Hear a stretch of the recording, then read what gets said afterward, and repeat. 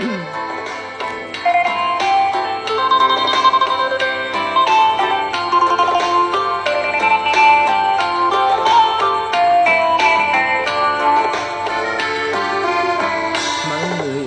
ើមីបង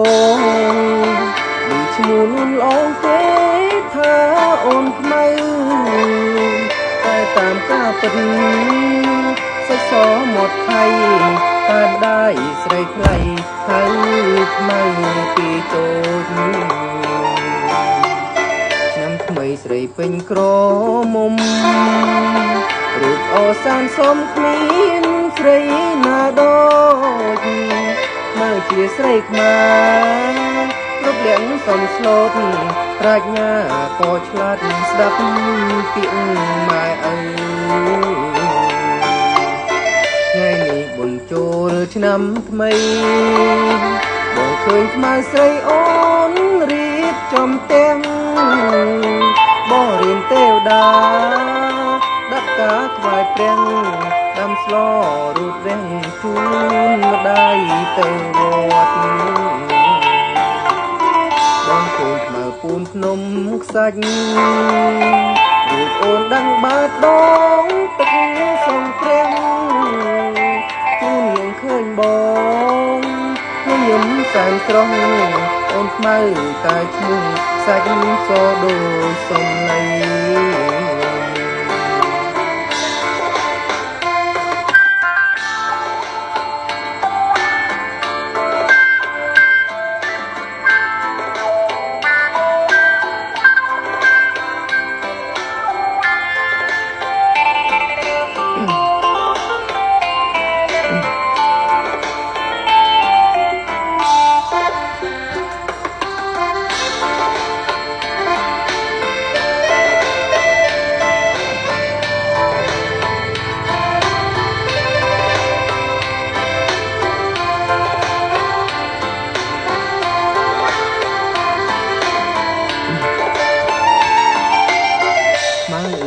ខ្មៅមាសបងមានឈ្មោះនួនល្អទេថាអូនខ្មៅតែតាមការពិត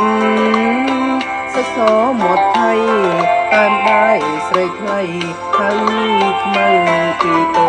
ចឆ្នាំថ្មីថ្មីពេញក្រមុំរូបអសានសមគ្មានស្រីណាអដូចមើលជាស្រីខ្មែរគ្រប់លៀងសំស្លូតប្រាជ្ញាក៏ឆ្លាត